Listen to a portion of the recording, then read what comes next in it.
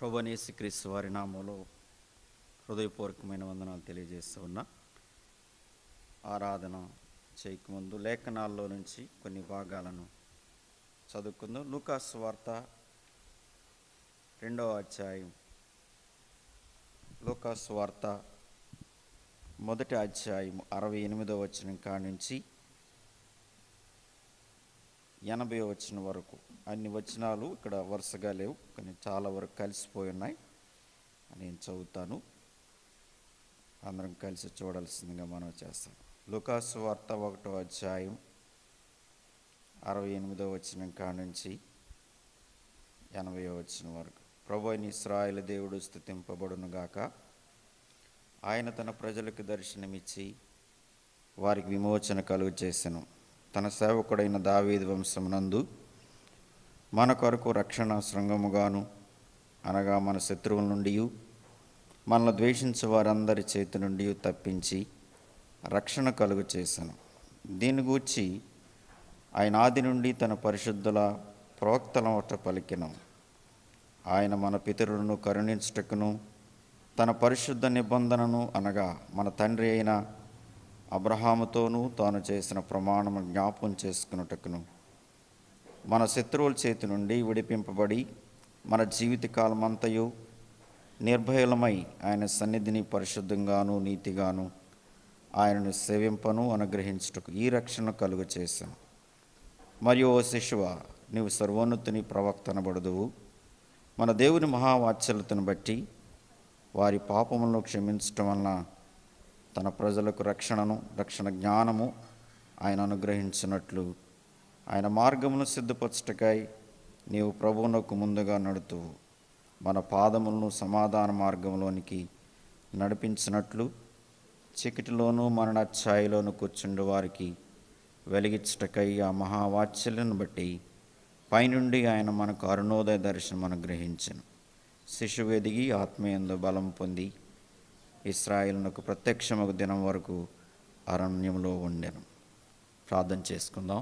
ప్రేమ నమ్మకమైన ప్రియ పరలోక తండ్రి, దయగలిగినటువంటి మా నాయన, సకల యుగములలో అక్షయుడవు, అదృశ్యుడవు, అద్వితీయుడవు, ఘనతయు మహమయు మీకు మాత్రమే చెల్లునుగాక అనేటువంటి ఈ వచనములతో కృతజ్ఞత హృదయముతో మిమ్మల్ని ఆరాధించాలనేటువంటి సంకల్పములో మమ్మల్ని ఈ రోజున మీ బిడలుగా సమకూర్చి మీ సన్నిధిలో సాగిలపడి, దేవా, మా ప్రభువా, మా తండ్రి, ఈ మాటల్లో నుంచి మాకు అందరికీ ఆశీర్వాదకరమైన మీ మెండైనటువంటి మాటల్ని పంచి వివరించి దేవా మాకు అనుగ్రహించమని, తద్వారా మిమ్మల్ని యుక్తముగా ప్రార్థించుటకు, స్తుతించుటకు, ఘనపరచుటకు, హెచ్చించుటకు అట్టి ఆరాధన సమయాన్ని మాకు అందరికీ అనుగ్రహించి మహిమ పొందమని మీకు అప్పగించుకుంటూ యేసుక్రీస్తు వారి నామంలో ప్రార్థించి పెట్టుకుంటున్నాం తండ్రి, ఆమేన్. ఉదయకాల సమయంలో ఈ భాగంలో నుంచి 3 విషయాలను మీ ముందుకు తీసుకురావాలని ఇష్టపడతా ఉన్నా. ఒకవేళ ఈ 68వ వచనం కాడి నుంచి 80వ వచనం వరకు చూస్తే దానికి ముందుగా 2 విషయాలు మీకు వివరించాలని ఇష్టపడతా ఉన్నా. ఈ మాటలు పలికే ముందు ఎవరు ఎక్కడ ఈ మాటలు పలకవలసి వచ్చినటువంటి సందర్భం అంటే, మనకు తెలిసినటువంటి భాగంలో నుంచే అబియా తరగతిలో ఉన్నటువంటి జకర్యా, ఆయన యాజకుడిగా పనిచేస్తూ ఉన్నాడు. ఆయన భార్య ఎలిజబెత్, ఆమె కూడా అహరోను కుమార్తెల్లో ఒకటి. వీరిద్దరూ యాజక కుటుంబాల నుంచి వచ్చిన వారే. అయితే బహుకాలం గడిచిన తర్వాత వారు దేవుని యొక్క సకల విధములైనటువంటి ఆజ్ఞల చొప్పున, న్యాయ విధుల చొప్పున నిరపరాధులుగా ఉంటూ దేవుని దృష్టికి నీతిమంతులుగా జీవిస్తున్నటువంటి ఆ కుటుంబం. అయితే బహుకాలం గడిచిపోయిన వారికి పిల్లలు లేనటువంటి విషయం మనకు తెలిసింది. అయితే ఆయన వంతు వచ్చినప్పుడు దేవుని మందిరంలోనికి వెళ్ళి ధూపం వేస్తున్న సమయంలో దేవదూత వచ్చి నీ కుమారుడు కలుగుతాడన్నప్పుడు ఆ మాట నమ్మన కారణం చేత నువ్వు ఈ మాటలు నెరవేరే వరకు నువ్వు సైలెంట్గా ఉండిపోతావు. అనగా మ్యూట్ అంటే మళ్ళీ తర్వాత ఓపెన్ అవుతుంది కదా. నువ్వు సైలెంట్గా ఉండిపోతావు అనే మాట దేవదూత చెప్పి వెళ్ళిపోయింది. అలాగున ఆ మాట చొప్పున వాళ్ళకి కుమారుడు కలుగుతాడు. ఆ తర్వాత కుమారుడికి యూదుల సాంప్రదాయ ప్రకారము, ఆచారం ప్రకారము 8వ రోజున సున్నతి చేయించడం, పేరు పెట్టమన్నది జరుగుద్ది. 8వ రోజున మందిరంలో తీసుకొచ్చినప్పుడు బంధువులు, తర్వాత వాళ్ళ రక్త సంబంధులు, పొరుగువారుని కలిసి ఆ మందిరాన్ని తీసుకొచ్చినప్పుడు అక్కడ ఎవరు పేరు పెట్టాలన్నప్పుడు యోహానని పేరు పెడుతుంటే వాళ్ళందరూ నిరాకరించిరి. అయితే మనలో ఎవరో లేరే, మన రక్త సంబంధులు కానీ ఎవరో లేరు కదా, ఈ పేరు ఎలా పెడతామన్న సందర్భంలో వెంటనే వాళ్ళ డాడీ దగ్గర తీసుకెళ్ళారు ఈ విషయాన్ని. ఆయనకు అప్పటికి సైలెంట్గా ఉండిపోయాడు కదా, చెప్పలేడు కాబట్టి పలక తీసుకురామని చెప్పినప్పుడు దాంట్లో యోహాను అని రాస్తాడు. అందరూ ఆశ్చర్యపోతారు. ఆ సందర్భంలో ఈ మాటలు ఎప్పుడైతే యోహాను అనే పేరు రాశాడో వెంటనే ఏం జరుగుతూ వచ్చిందంటే 1:24 అతను నోరు తెరవబడి అతని నాలుక సడలి అతడు దేవుణ్ణి స్తుతించుచు మాట్లాడసాగెను అనే మాట రాయబడతా వచ్చింది 1:24. కాబట్టి ఈ సందర్భంలో ఆయన ఆత్మపూర్ణుడై, పరిశుద్ధాత్మపూర్ణుడై ఈ సందర్భంలో ఈ ప్రవచనాన్ని పలికినట్లుగా చూస్తాం. మరొక ప్రాముఖ్య విషయాన్ని కూడా జ్ఞాపం చేసుకోవాల్సిన అవసరం ఉంది. పాత నిబంధనకి కొత్త నిబంధనకి మధ్యకాలము 400 సంవత్సరాలు వ్యవధి ఉంది, మన బైబిల్ పండితులు చెప్తా వస్తారు. అందుకనే ఆ కాలాన్ని ఏమన్నారంటే డార్క్ ఏజ్ అన్నారు, చీకటి కాలము. ఎందుకని ఆ మాట ఉపయోగించబడుతూ వచ్చిందంటే కనుక ఈ 400 సంవత్సరాల కాలంలో దేవుని మాట కానీ, దేవుని ప్రత్యక్షత కానీ, ప్రవక్తల నుంచి ఈ మాట కానీ లేదు. మరి ఆ కాలంలో ప్రజలు ఏమై ఉంటారు, ఎంత అంధకారంలోకి వెళ్ళిపోయి ఉంటారు అనేది మనం ఆలోచన చేస్తే, ప్రత్యేకంగా అలాంటి కాలంలో దేవుడు మరలా మొట్టమొదటిగా తన కుమారుని గురించి ప్రవచించడానికి జకరియా ఈ సందర్భంలో ఈ మాటలు తీసుకొస్తూ వచ్చాడు. ఏంటి మనం ఆరాధించడానికి గల మనకు ఆధారమైనటువంటి మాటలు ఇక్కడ ఏమైనా ఉన్నాయా అంటే కనుక చూద్దాం రండి. మొట్టమొదటిగా 68వ చూసినట్లయితే ఏమని రాయబడుతూ వచ్చింది, ఇక్కడ రెండు విషయాలు మనం గమనించాలి. 68వ కాడి నుంచి 75వ యేసుప్రభు వారి గురించి చెప్పబడతా వచ్చింది. 76 నుంచి 80 వరకు యోహాను గురించి చెప్పబడతా వచ్చింది. దీనిలో నుంచి కొన్ని మాటలు ఆరాధించడానికి తీసుకుందాం. మొట్టమొదటిగా ఇశ్రాయేలు దేవుడు స్తుతింపబడును. So be praise the God of Israel అనే మాటని ఇశ్రాయేలు దేవుడు ఎందుకు స్తుతింపబద్ధుడై ఉన్నాడు అనే మాటను మనం ఆలోచన చేస్తే కనుక మొట్టమొదటిగా ఆయన తన ప్రజలకు దర్శనమిచ్చి అనే మాట.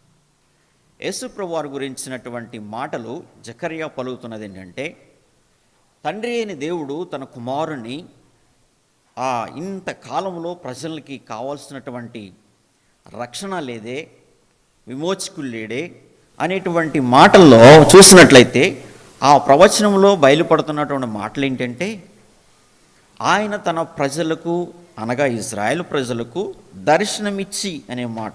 And he has come, he visited. ఆయన తన ప్రజల్ని దర్శించడానికి గాను ఈ భూమి మీదకి రావాల్సి వచ్చింది. అందుకని ఆ మాటను బట్టి చూసేది ఏంటంటే కనుక తన ప్రజలకు దర్శనమిచ్చి, రెండవ మాట చూసి తన ప్రజలకు విమోచన కలుగు చేసి, వారికి విమోచన కలుగు చేసెను అనే మాట రాయబడతా వచ్చింది. తన ప్రజలకు విమోచన, తన ప్రజల్ని దర్శించడానికి ఇశ్రాయేలు దేవుడు ఎంతో కాలం నుంచి తను ఎదురు చూస్తున్నటువంటి సందర్భాన్ని ప్రత్యేకంగా ఈ మొట్టమొదట ప్రవచనలో బయలుపడుతూ వచ్చిందనమాట. అందుకని దేవుడు కూడా ఆ విమోచన ఎఫెసీయులకు రాసిన పత్రిక 1వ అధ్యాయము 7వ వచనంలో ఒక మాట రాయబడతా వచ్చింది. కలిసి చదువుకుందాం. ఎఫెసీయులకు రాసిన పత్రిక 1వ అధ్యాయము 7వ వచనం.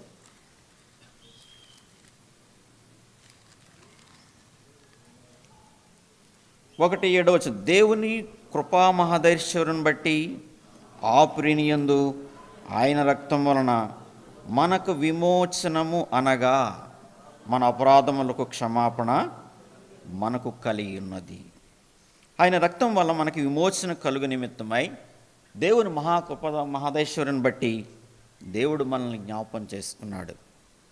అందుకని తన ప్రజలకు విమోచన అంత మాత్రమే కాకుండా దేని చేత మనం విమోచించబడ్డాము అంటే గనక 1 పేతురు 1వ అధ్యాయము 18-19 వచనంలో, వెండి బంగారముల చేత మీరు విమోచింపబడలేదు కానీ దేని చేతంట?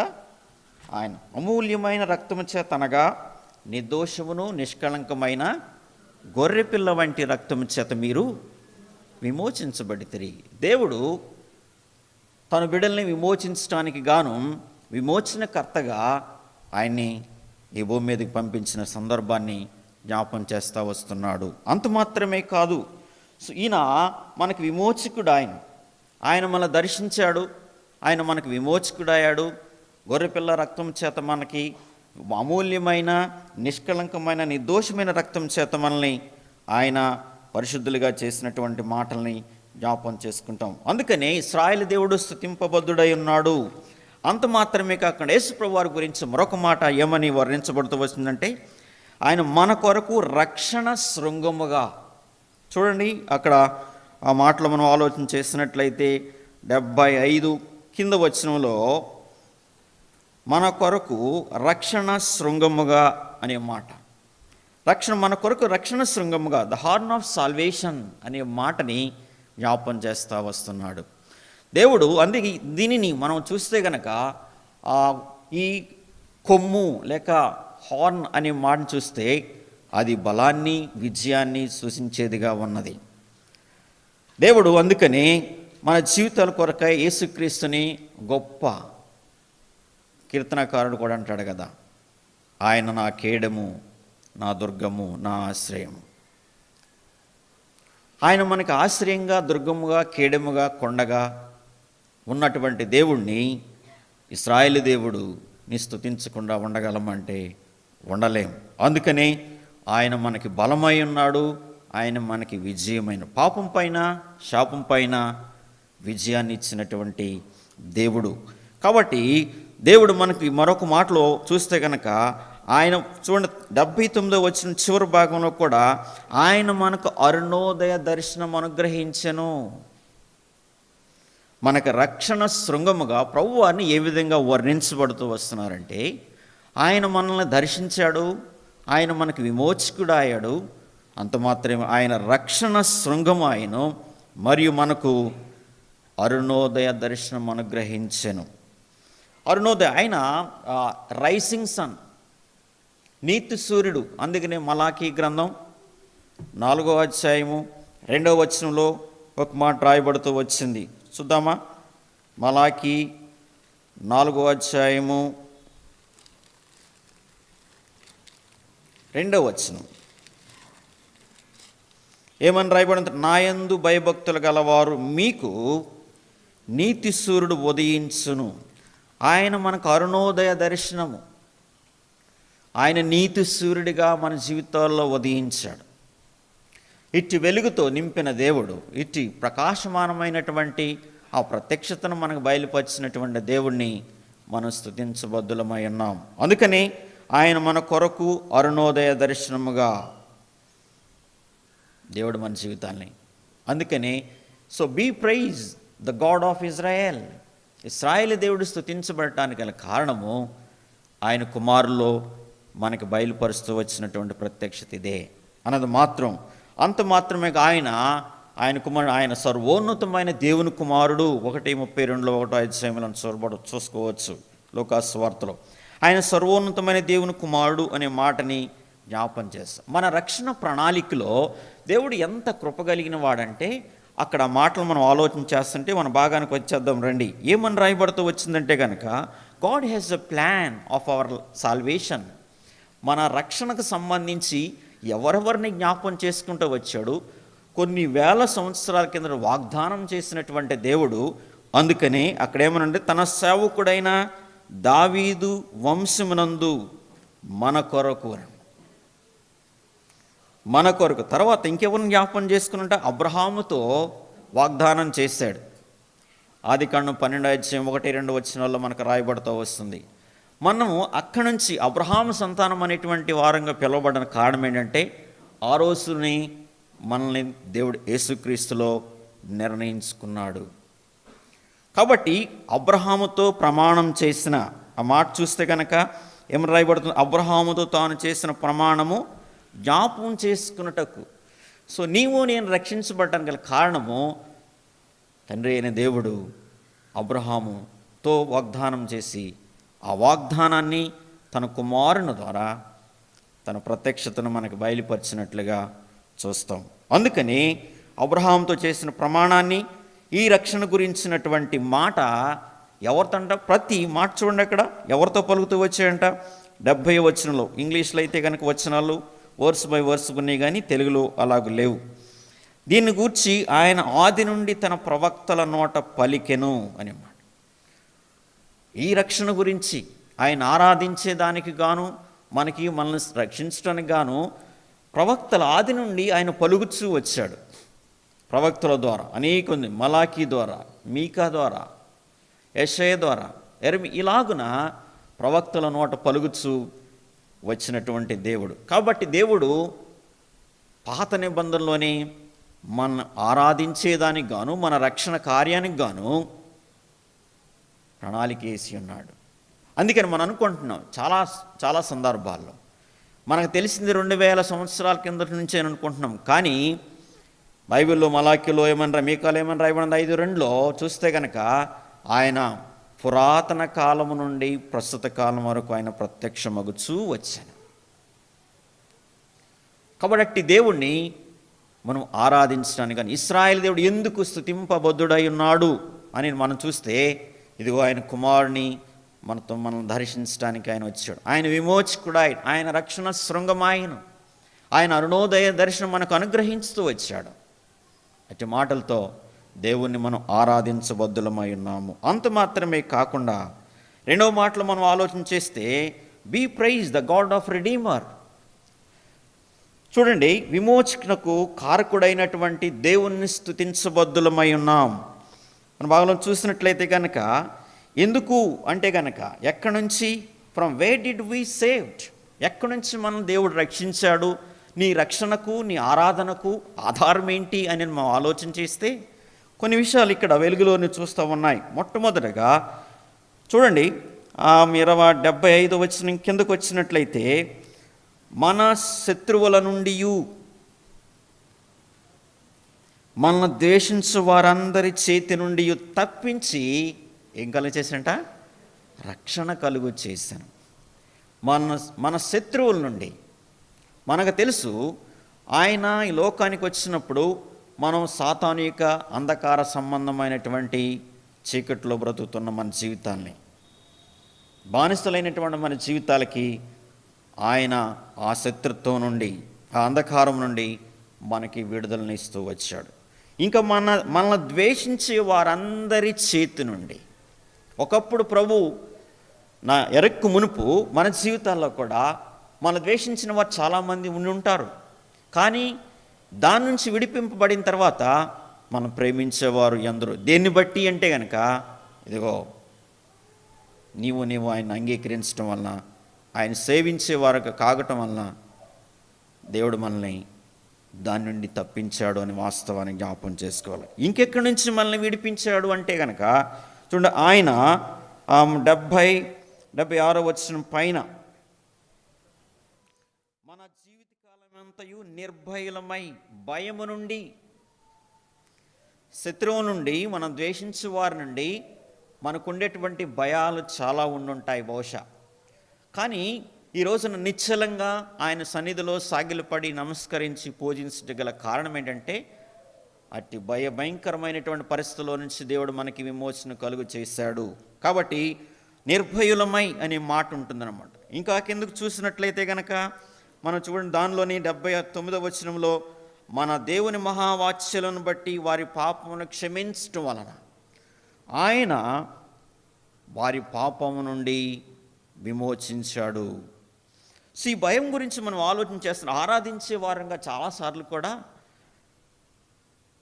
దేవుని గురించి, దేవా నువ్వు అంతా, దేవా నువ్వు ఇంత, నువ్వు చాలా గొప్పవాడివి, ఉన్నతమైన వాడివి, బలాఢ్యుడివి, మహోన్నతుడివి, సర్వోన్నతుడివి అని చాలా వచనాలు మనం వచిస్తూ ఉంటాం, ఆరాధిస్తూ ఉంటాం. కానీ ప్రాక్టికల్గా వచ్చినప్పుడు చాలాసార్లు భయాలు కలుగుతూ ఉంటాయి. ఎందుకు ఈ మాట మీతో చెప్తా వస్తానంటే, ఒకానొక అమెరికా దేశంలో ఒక తల్లి, ఆమెకి 2 కుమార్తెలు ఉన్నారు. ఆవిడ కుమార్తెను చూడటానికి అక్లేవియా ల్యాండ్ అనేటువంటి అమెరికాలో ఒక ప్రాంతానికి షిప్లో ప్రయాణం చేస్తూ ఉంది. ఆ షిప్లో ప్రయాణం చేస్తూ ఉండగా పెద్ద తుఫాను ఒకటి వచ్చింది. తుఫాను వచ్చినప్పుడు ఆ షిప్లో ఉన్నటువంటి ప్రజలందరూ, ఇక మనం బ్రతకటం చాలా కష్టమైనది, కనీసం ప్రార్థన చేద్దాం అని అందరూ ఒక చోట గ్యాదర్ అయ్యి ప్రార్థన చేస్తూ ఉన్నారు. కానీ ఈమె మాత్రం ఒక మూలను కూర్చుని ప్రశాంతంగా, చాలా నిశ్చలంగా దేవుణ్ణి స్తుతిస్తూ ఉందంట. అయిపోయింది, ఆ తుఫాన్ ఆగిపోయింది. వాళ్ళందరూ చూశారు, ఎందుకు ఈమె ఇంత చాలా ప్రశాంతంగా కూర్చుంది, మనం ఇంత ఆందోళన పడతా ఉన్నాం అని. ఈమె ప్రశాంతంగా ఉండాలి, కారణమేంటో అని ఒకసారి అడుగుదామని ఆమె దగ్గరికి వచ్చి, అమ్మ మేము ఇంత గాబరా పడుతుంటే, ఇంత తొందరపడతా ఉంటుంటే ఎందుకు నువ్వు ఇంత ప్రశాంతంగా కూర్చుని ఉన్నామంటే కనుక రండి చెప్తారండి దానికి కారణం ఏంటో అని వారిని పిలిచి చెప్పింది. అయ్యా, దీనికి కారణం ఏంటంటే, ఇదిగో గత కొన్ని నెలల క్రిందటే నా కుమార్తె చనిపోయి పరలోకంలో నివాసం చేస్తుంది.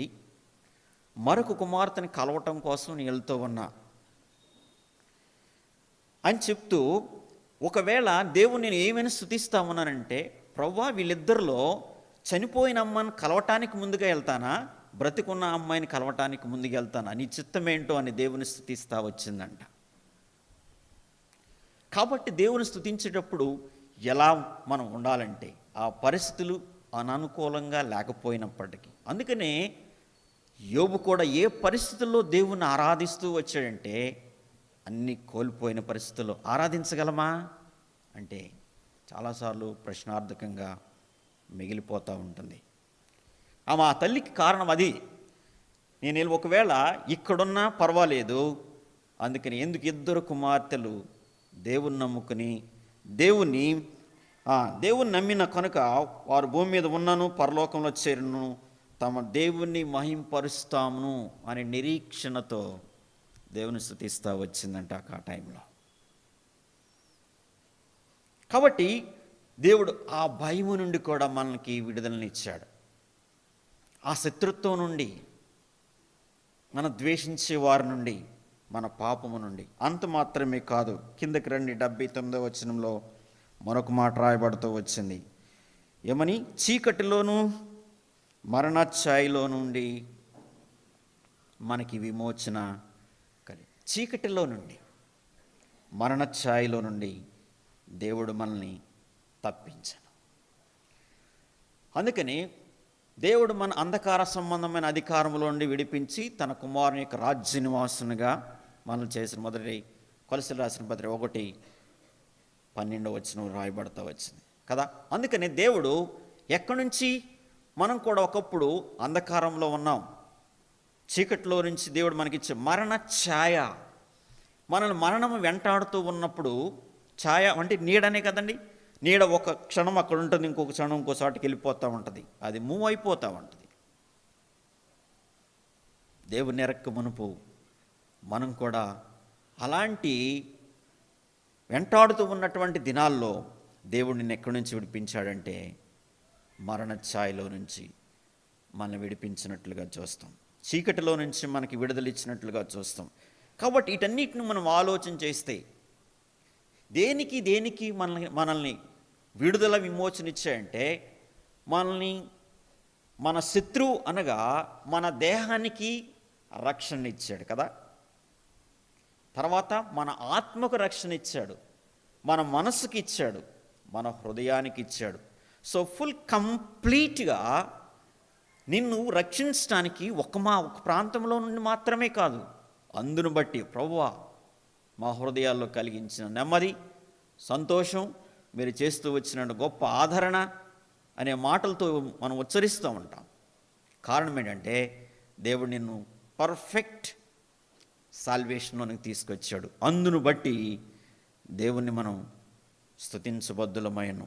దేని నుండి విడిపించాడు అంటే సింపుల్గా ఈ మాటలతో నువ్వు దేవుని ఆరాధించడానికి సరిపోతుందేమో. ఆయనను శత్రువు నుంచి, ద్వేషించే వారి చేతి నుండి, భయము నుండి, పాపము నుండి, చీకటిలో నుండి, మరణఛాయలో నుండి నాకు విడుదల అనుగ్రహిస్తూ వచ్చాడు.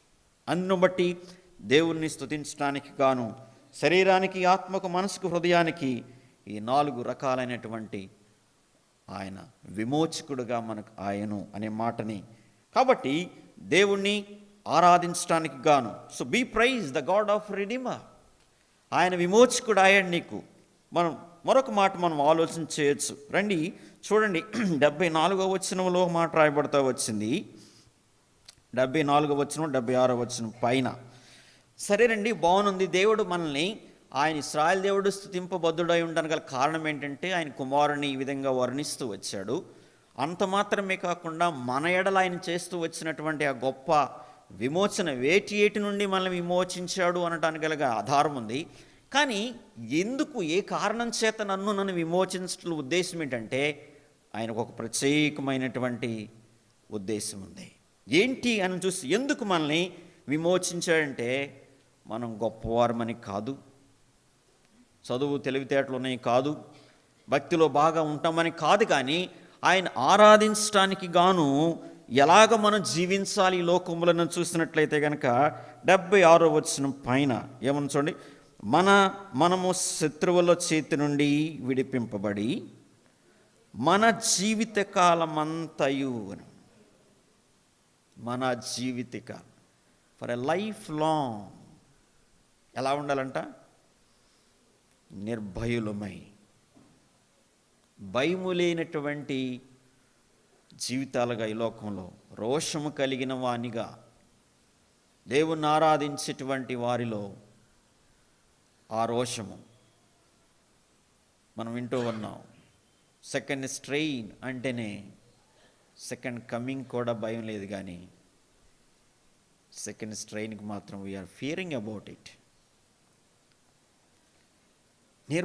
మన జీవిత కాలం అంతా నిర్భయులమై ఉండాలని, ఇదిగో నీ పట్ల నా పట్ల ఆ రక్షణ, ఆ విమోచన కార్యం జరిగిస్తూ వచ్చాడు. ఇంకా మనం చూడండి ఆ తర్వాత మాటల్లోనే ఆయన సన్నిధిని, మనం ఆయన సన్నిధిని ఎలా ఉండాలనంటే ఆయన ఆరాధించేటువంటి పరిశుద్ధమైన జీవితంగా ఈ భూమి మీద బ్రతకాలని, మన రక్షణలో ఇముడి ఉన్నటువంటి ఆరాధనకు ఆధారమైనటువంటి ఆ పరిశుద్ధ జీవితాన్ని బట్టే దేవుడు ఆనందించేవాడిగా ఉన్నాడు, సంతోషించేవాడిగా ఉన్నాడు. మనం పరిశుద్ధంగా బ్రతకాలని మరియు ఆయన కొరకు నీతిగా ఉండాలని, ఆయన సన్నిధిని పరిశుద్ధంగాను నీతిగాను, ఆయన కొరకు నీతిగా ఆయన్ను సేవించటానికి, నేను ఇంకొక మాట అంట, ఆయన సేవ చేయటానికి. ఎందుకు నన్ను విమోచించాడు, ఆయన ఆరాధకునిగా చేయటంలో ప్రాముఖ్యమైన ఉద్దేశం ఏంటా అంటే, దేవుడు మనల్ని శత్రువుని విడిపించడం మాత్రమే కాదు, అంత మాత్రమే కాదు, కానీ మనం మన జీవిత కాలంలో చాలా బోల్డ్, మన ఆరాధనలో కూడా ప్రభువా ఇట్టి రక్షణ కార్యము మాకు అనుగ్రహిస్తూ వచ్చిన దాన్ని బట్టి మనం ఆలోచిస్తే మన జీవితాంతము ఆయనకి పరిశుద్ధముగా పరిశుద్ధమైన జనాంగముగా, ఆయన సొత్తైన ప్రజగా, యాజకులుగా దేవుడు ఆశిస్తూ వస్తున్నాడు. అదే కదా 1 పేతురు 2:9 మనల్ని పరిశుద్ధ యాజకులుగా చేశాడు దేవుడు. అందుకనే నిన్ను పరిశుద్ధునిగా, తర్వాత నీతిగా ఆయన సేవించేదాని కొరకై మనం ఆయన సన్నిధికి సమకూడుతూ వస్తున్నాం. ఆయన సేవించేవారు ఏం చేస్తారు? ఆయన సేవ చేస్తారు కదండి. అందుకు బిహైండ్ యువర్ లిబరేషన్ ఆ redemption there is a purpose for God. Simply not only worshipping, not only exalting him, but there is a work అన్నది నువ్వు ఆయన సేవిస్తూ ఆయన సేవకి పాత్రులమై ఉన్నాం.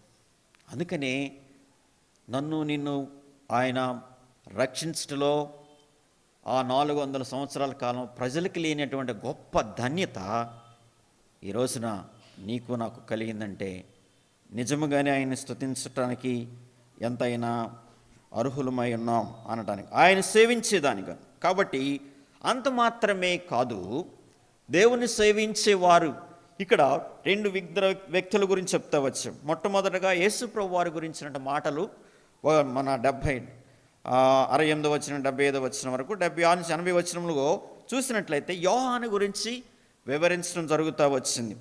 ఆ మాటలు మనం ఆలోచన చేస్తే, ఈ భూమి మీదకి ఒక వ్యక్తి వచ్చి రక్షించబడ్డాడంటే ఒక ప్రత్యేకమైనటువంటి ప్రణాళికలో మనం ఉన్నాం. ఆయన ఆరాధించేదని గాను, ఆయన పనిచేయటానికి గాను, ఆయన పరిశుద్ధ జనంగా ఉండటానికి గాను జీవిస్తూ ఉన్నాం. అయితే యోహాను కూడా చాలా బహుకాలం తర్వాత దేవుని ప్రణాళికల చొప్పున ఈ భూమి మీదకి వచ్చాడు. అలాంటి జీవితం గురించి ఏమని తండ్రి వర్ణిస్తామన్నా యోహాను గురించి చూడండి. అక్కడ ఏమని రాయబడిందంటే 79 వచనం కిందకు వచ్చినట్లయితే గనక, తన ప్రజలకు రక్షణ జ్ఞానము ఆయన అనుగ్రహించినట్లు ఆయన మార్గములను సిద్ధపరచుటకై నీవు ప్రభువునకు ముందుగా నడుతువు, మన పాదములకు సమాధాన మార్గములోనికి నడిపించినట్లు చీకటిలోనూ మరణాఛాయలో కూర్చుండు వారికి వెలిగించుటకై ఆ మహావాచ్యాలను బట్టి పైనుండి ఆయన మన కరుణోదయ దర్శనం అనుగ్రహించును. సో యోహాను దేవుని గురించినటువంటి మాటలు, అందుకే కదా ఆయన గురించి చెప్తా, ఆయన హెచ్చింపవలసిన వాడు, నేను తగ్గవలసిన వాడును అనే మాటలు వర్ణిస్తాం. ఆయన కంటే ముందుగా ఆయన మార్గాన్ని సిద్ధపరచడానికి గాను, దేవుని మార్గాన్ని సిద్ధపరిచేది ఎవరు అంటే, ఇదిగో రక్షించబడినటువంటి మన జీవితాల్లో ఆయన ఆరాధించేటువంటి ఆరాధకులుగా మాత్రమే కాకుండా ఆయన మార్గాల్ని సిద్ధపరిచేవారంగా, ముందుగా నడిచేవారంగా అనేక మంది జీవితాల్లో మనం వెలుగు చేత నింపబడి, ఆయన మహిమ చేత నింపబడి, చీకట్లో ఉన్న వారికి, మరణఛాయలో ఉన్న వారికి వెలుగును చూపించే జీవితాలు అయి ఉండాలన్నది దేవుని ఉద్దేశం. కాబట్టి అందుకనే తన ప్రజలకు రక్షణ ప్రకటించిన, ఆయన మార్గాన్ని సిద్ధపరచడానికి, ఆయన ముందుగా నడిపించటకు, సమాధాన మార్గంలోనికి నడిపించే వారంగా ఉండటానికి. కాబట్టి ప్రియులరా, దేవుడు మన పట్ల ఎంత గొప్ప ప్రణాళికని కలిగి ఉన్నాడో నీ రక్షణ, నా రక్షణ జీవితం వెనకాల. కాబట్టి ఇటు మాటలను జ్ఞాపం చేసుకుని దేవుని ఆరాధించేదానికి గాను మరొకసారి మీకు జ్ఞాపం చేసుకుని ఈ మాటలను ముగిస్తా ఉన్నా. ఇశ్రాయేలు దేవుడు స్తుతింపబద్ధుడై ఉండాలిగా కారణం ఏంటంటే, ఇదిగో ఆయన తన ప్రజలకు దర్శనమిచ్చి, ఆయన తన ప్రజలను విమోచించటానికి గాను ఆయన రక్షణ శృంగముగా, అరుణోదయ దర్శనముగా తాను చేసిన వాగ్దానాన్ని దావీదుతో, అబ్రహాముతో, పరిశుద్ధ ప్రవక్తల నోట పలికిన మాటల్ని జ్ఞాపం చేసుకున్నాడు. ఆ జ్ఞాపకంలో మనం కూడా ఉన్నాం. కాబట్టి ఈ రోజున దేవుని సేవించే వారంగా, ఆరాధించే వారంగా ఉండటానికి. అంత మాత్రమే కాదు, అట్టి ప్రణాళికలో నుంచి మనకి ఎక్కడి నుండి విమోచన ఇచ్చాడు, విడుదలనిచ్చాడని చూస్తే, మన శత్రువుల నుండి, మన ద్వేషించే వారందరి చేతి నుండి, భయము నుండి, పాపము నుండి, చీకటి నుండి, మరణఛాయ నుండి మనకు విడుదల, విమోచన ఇచ్చాడు. మన ప్రాణానికి, మన మనస్సుకు, మన హృదయానికి, మన దేహానికి గొప్ప రక్షణ కవచాన్ని ఇచ్చాడు. అంత మాత్రమే కాదు, నిన్ను నన్ను ఆయన సేవించే వారిలో చూస్తూ ఉన్నదేంటంటే, ప్రభువా మా జీవితకాలం అంతా నిర్భయులమై ఉండాలని, నీతిగా జీవించాలని, పరిశుద్ధంగా ఉండాలని, నిన్ను సేవించాలని, నీ సేవ చేయాలని మమ్మల్ని ముందుగానే మీ కొరకై ప్రత్యేకపరుచుకున్నాం. అంత మాత్రమే కాదు, ఆయన మార్గాన్ని చూపించే మార్గదర్శకులంగా ఉండాలని దేవుడు కోరుకుంటున్నాడు. ఇట్టి మాటల్ని దేవుని ఆరాధించడానికి గాను దేవుడు మనకు సహాయం చేసి నడిపించును గాక.